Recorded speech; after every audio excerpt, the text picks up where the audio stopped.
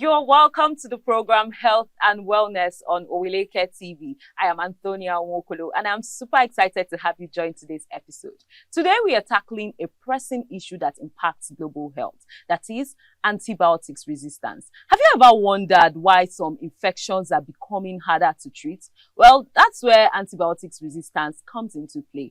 This is when bacteria evolves and develops the ability to survive the drugs designed to kill them. We are joined by a medical practitioner with years of experience in family medicine, child health, and preventive medicine. Our guest today is Dr. Ajayi Festus Aderemi. You're welcome to the program, Doctor. Thank you for having Hope me. I got the pronunciation of your name very well. Definitely. Oh, okay. That's really nice. Okay, so tell us, Doctor, how does antibiotics resistance develop and what factors contribute to its emergence? Okay, thank you once again for having me on the show today. I mean, it's good to be here and to know that you're having all these programs to create awareness. So, antibiotics resistance, I mean, it's an emerging topic, an emerging cause of health infections and diseases over the world globally.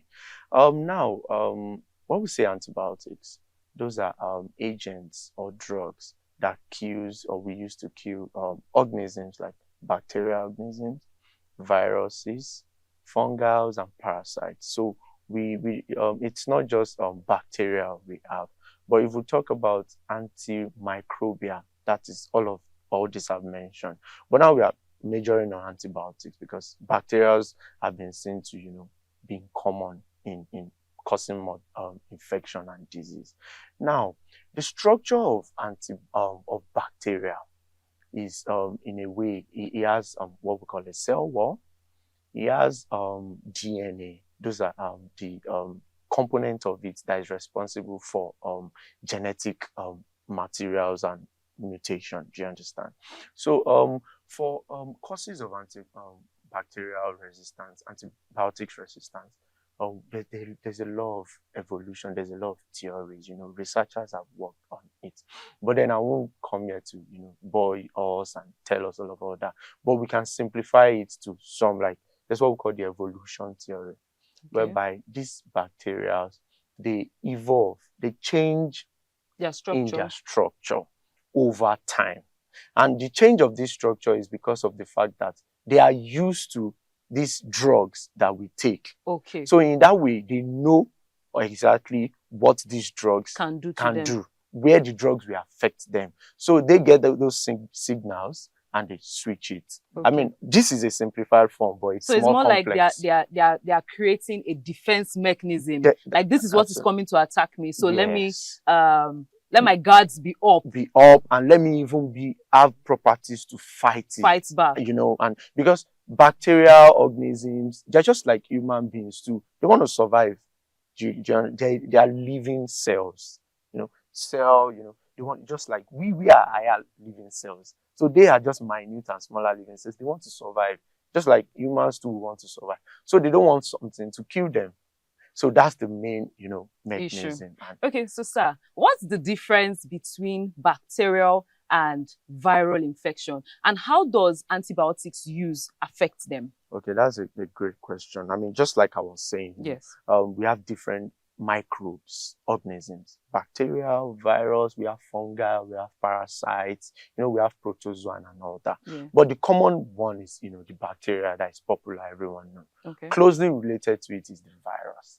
Now, virus and bacteria, they're similar, but they have differences. Okay. Just like I said, bacteria is a living cell, and it can exist in and out of a body. That means a bacteria can exist inside our body. And it can also exist outside. So on this table now, if an organism is on it, it's going to leave bacteria. Now, if it's virus can only exist inside. Virus needs a host, what we call a living host. So if you put a virus on this plane now, it probably might not exist. So those are some of the differences. And there are a lot of, molecular and biological differences within them, looking at nucleus, a bacteria does not have nucleus, while virus has all that. And this helps in their DNA replication. Now, coming to the the impact concerning infection, because virus will cause a viral infection, and what will be used to kill it is an antiviral. Bacteria will cause an antibiotic. We need an antibiotics to kill it. So if you use an antibiotics to want to kill a viral infection, it's not going to work. Okay. It's not going to work. If you use an antiviral you want to kill a bacteria, it won't work. Just like if you want to use antifungal or whatever to kill a virus, it won't work, because they are meant to do exactly what they are meant to do. It wasn't designed for that purpose. It wasn't so it's designed. not going to work. It wasn't designed. So, and those are some of the things that would even lead to antibiotic resistance. Oh, okay. Yes. All right. So what measures can individuals take to prevent antibiotic resistance on a personal level?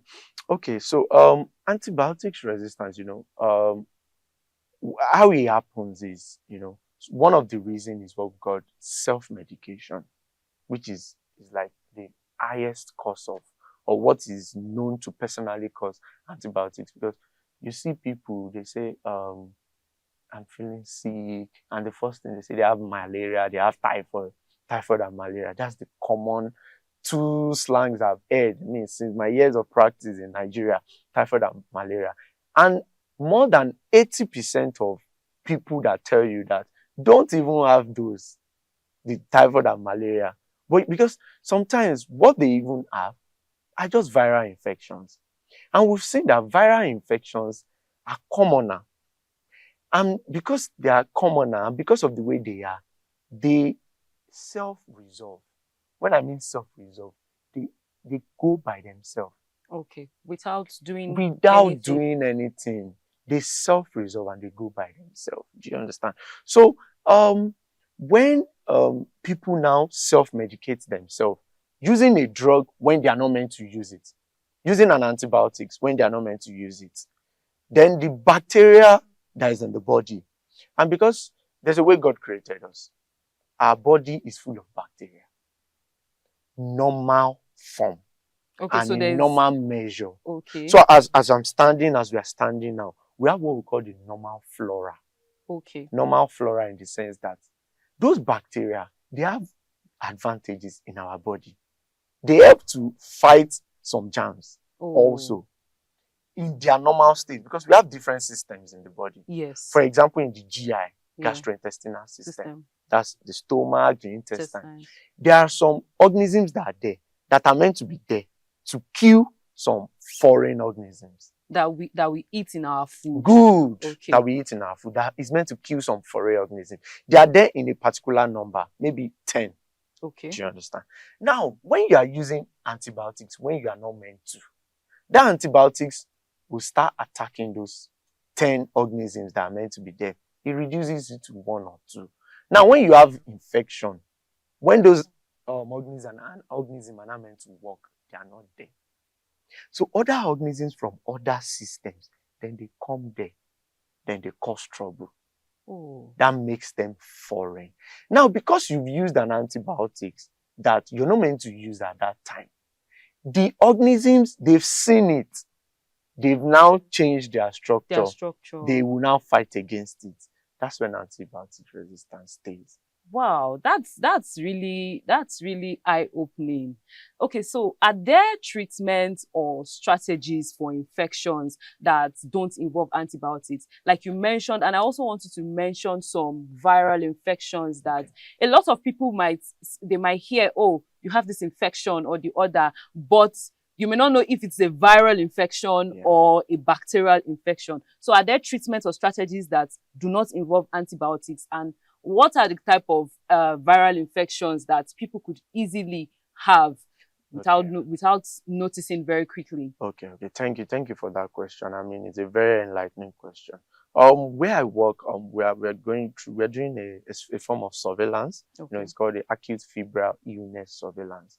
And then we're testing for about 8 viral pathogens that are cause fever, present with similar symptoms like malaria and bacterial infection, but are not caused by all those.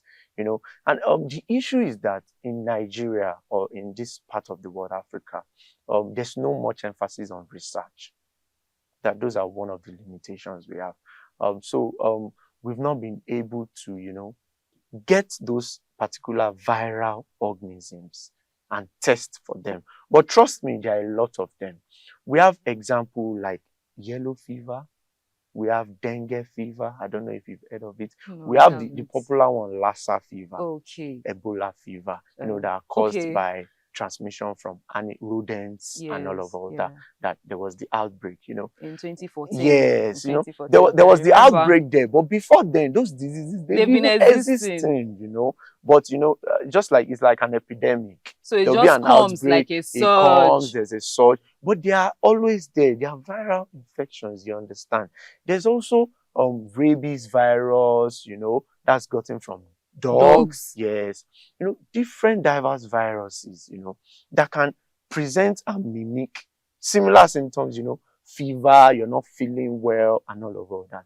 Now, the take-home point is that if you're feeling like all this, it's important for you to, come to the hospital, get tested, see a doctor. A doctor, a medical practitioner is going to, help to delineate what kind of infection you might be having. Is it a bacterial infection? Is it a viral infection? Because just like we said, when you use a drug that is not meant to be for one, that's where some of those resistance are coming in. Okay. So how does the overuse of antibiotics in agriculture, some persons might use it as form of, as to kill pests and all of that. So how does the use of antibiotics in agriculture impact antibiotic resistance in humans? Since when there are bacteria present in the food we eat, and when we eat them, it also disrupts the good bacteria in our system. So how does what the farmers do in agriculture affect the antibiotics resistance in our systems? Yeah, it does really, and it's in two ways really. I'm going to emphasize on one aspect which you didn't mention, and it's going to be from animal source. Okay. Because agriculture, I see it encompasses both plants and animals. And it's very, very important and commoner even in animal than plants. Because for plants, so for plants, use of pesticides and all of that, there might be some form of genetic mutation, in the bacteria. In the bacteria itself. Okay. And that might be transferred to the human, when they are eating it and all that. But emphasis is not so much on that. Emphasis is even much on animals. Because animals are seen to transfer diseases to humans. That's what we call zoonosis. We have zoonotic diseases. These are diseases that are transmitted primarily from animals, animals host to human beings. We have examples, rabies is one of the examples. From dogs. We have leptospirosis, from rats. We have, deeper, causing encephalitis and all of that, different zoonotic conditions. Even the common typhoid is also, can be gotten from animals because the organisms are seen in host of animals. The Campylobacter organism, the Shigella species, the Salmonella itself. They are gotten from hosts of animals and transferred to humans. Maybe when we eat contaminated meats. Okay. So when, for example, cattle has some form of has those organisms in them, and there's a resistance already to that organism in the cattle. Yes. Because animals also, they use antibiotics. They get sick. They get sick. So when there's a resistance in those animals also, they already have that resistance in them. Now, when we kill the cattle and all that, we process it into meat for humans. We've seen researches that it can transmit those particular species of that organism in the resistance form to the humans. Okay. And that's one way, antibiotics also covers the agriculture and relates to humans. Okay. We'll go on a short break now. When we come back, the conversation continues. Follow us on our social media handles at Oweleketv. Visit our website at www.oweleketv for a thrilling journey. Oweleketv, rising star at the fairground.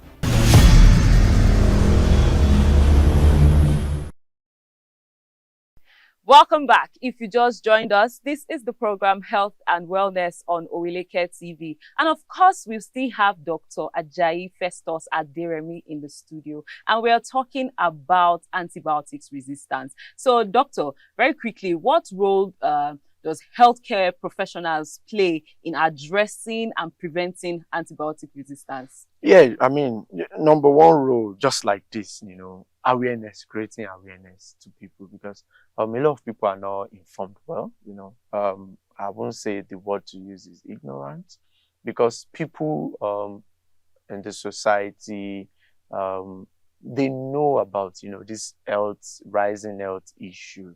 They know about it, but, proper awareness needs to be done, and that's one of this we're doing. Also, other roles is, we need to, the healthcare workers needs to incorporate or carry along with the government. We need to carry along with the government, because some of the causes of this that leads to this antibiotic resistance are in the cases of, this chemist that, people feel sick and the first thing they go to is chemist. A nearby chemist. Nearby chemist, give me antibiotic for mix typhoid and malaria and all that. And some of them are even quacks. Because a qualified pharmacist, a qualified medical doctor or whatever in that space would not do that. They will ask for a test results. But we have a lot of quacks in our environment. So some of the roles we health professionals have to do is to, speak to the government to keep helping to sanitize that space and make sure those spaces are sane, because the end result is going to be on the society, the people, the population. So yeah, I think that's a way we can do it. So now we've talked about the role healthcare professionals can play. So how can patients communicate effectively with their doctors? So for instance, you've had a track record of self-medicating, and then your system is now you're now having this antibiotics resistance. So how can patients communicate effectively with their doctors about antibiotic prescriptions? So it's important for patients to always come clean when they see their doctor or healthcare professional. One of the sole bedrock of medicine is confidentiality. So the population, people need to understand that whatever they tell their doctor or they provide in the health space, in the hospital or whatever, is not going to leave that space. So people need to understand that they need to give all their medical history well, to their doctors, because even sometimes a doctor might not, look towards that angle, or a doctor might be overwhelmed, although that's not an excuse to ask. But we've seen cases whereby even doctors ask and patients lie for the fear of maybe the doctor will scold, or judge them, or the doctor will judge them, the doctor will scold them. But I just want to use this medium, to tell anyone, that listening, it's not going to be like that. I mean, I know we doctors are not going to scold or judge you or whatever. We are here because you're here. We are here for you. But you need to help us, just like we want to help you. Do you understand? So absolutely, just it's important for people to, come clean, give their medical history so that we know how we can help. Okay. So are there research or technology that offer hope in the fight against antibiotic resistance? Definitely. I mean, a lot. Yeah, just like I said in the beginning, we just have the little limitation in Nigeria or in this space, Africa, whereby there's not much research, but globally, I mean, fantastic researches, and it's even affecting us here. Example is, we have some drugs, okay. A drug like amoxicillin, I'm sure a lot of people know it as Ampiclox, yes, Bicham, whatever, and all that. So amoxicillin itself, it works, by, it's a form of penicillin, and it works by affecting the cell wall of the bacteria. Okay. Now, bacterials have now developed resistance to it. Now, what they do is they can, because it affects that cell wall, those bacterials, they now, have some kind of bigger defense cell wall and all that. But one of the researches now is they produced another drug, that have what we call the amoxicillin with the clavulanic acid, which is what we know as augmentin. Okay. The famous augmentin. So that clavulanic acid is going to do is going to produce an enzyme, that will help in breaking down what the bacteria they want to use to destroy that cell wall. It will break down that enzyme so that it will protect it. And there are many more drugs like that. We can mention a lot that will. So there's continuing, research on it. Mm-hmm. It's just our hope that those research will be localized, will come and down, trickle down. To come down to our space in Nigeria. You understand, whereby even we as our scientists, our healthcare professionals, we can even be involved in the first-hand role, because the drugs we use here, they have some of their peculiarities. Okay. In Europe, for example, there's no malaria is not so common like it is in Nigeria. Definitely, malaria is an endemic condition in Nigeria. Do you understand? But in Europe, is not.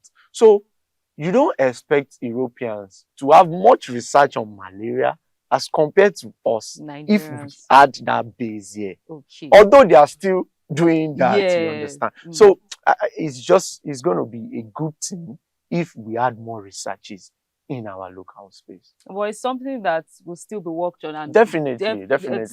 Since the processes are still evolving, I believe that over time we'll get. Yes, I mean we are using this, to advocate to the government, if any one of them come across this, just to help us to create that system, and it involves a lot. It involves funding, budgeting, the Ministry of Research, Technology, something of such, And also the Ministry of Health have a particular department that is strictly for research, and whatever budget is made by the presidency, the part that belongs to health is taken into cognizance. Yes. Okay. I believe they will hear, they will watch, and they will hear. So before we go, what can the general public, we've looked at what a healthcare professional can do. We've also looked at what's the patient to doctor relationship. How can the patient relate to the doctor better to fight against this antibiotic resistance, if I do say so. So now, what can we, the general public, our communities, the society, what can we do to raise awareness about antibiotics resistance and contribute to its prevention? So this fight of antibiotics resistance is not for healthcare professionals alone, or just for media houses. It's for everyone, the population, the government, but the entirety of the population. And I'm a bit happy that even gradually people are beginning to raise awareness of this and know about this. I was seeing some patients some days ago, and she was actually almost lecturing me on antibiotics and resistance and all that. And I was so happy and glad. So, what people can do is, we need to talk about this more. When your friends or your relative is, I'm sick, I'm feeling this way, the first thing that will come out of your mouth is not go to a chemist, go and buy antibiotic. Or just suggest the name of the drug immediately. And say, have you tried this? You get. So the first thing is, let's try see a doctor, go to the hospital if you want to do some tests and all that. So when people are aware and know that, that should be the line of management. I mean, and not just outright prescription. It's not just self-medication, prescription and all that. It's going to get better. Yes. It will take some time. Yeah. But I think we need to, start telling ourselves, our immediate environment and all that. Okay, you've heard from Dr. Ajayi Festus. As a community, as a person, you need to raise awareness when you're sick. Don't just go to a nearby chemist and prescribe drugs for yourself, because these are the things that cause antibiotics resistance in your body system. And it's very important for you to go see a medical doctor, go to the hospital, get some tests run if you feel unwell. And also, if you have somebody close to you, also let them know. Don't let anyone self-medicate around you, because these are the causes that, these are what causes antibiotics resistance. So thank you so much, Dr. Ajayi, for being a part of this episode. It was truly a delight sharing from your wealth of knowledge and also hearing from you, and also getting to know different things that we may not ordinarily come across in our day-to-day living. Thank you so much for being a part of this episode. It's my pleasure. That's the much we can take on today's episode of Health and Wellness. Kindly follow us on all our social media platforms at Oweleketv. Our website is www.oweleketv.tv. My name is Anthonia Nwokolo. Thank you for watching.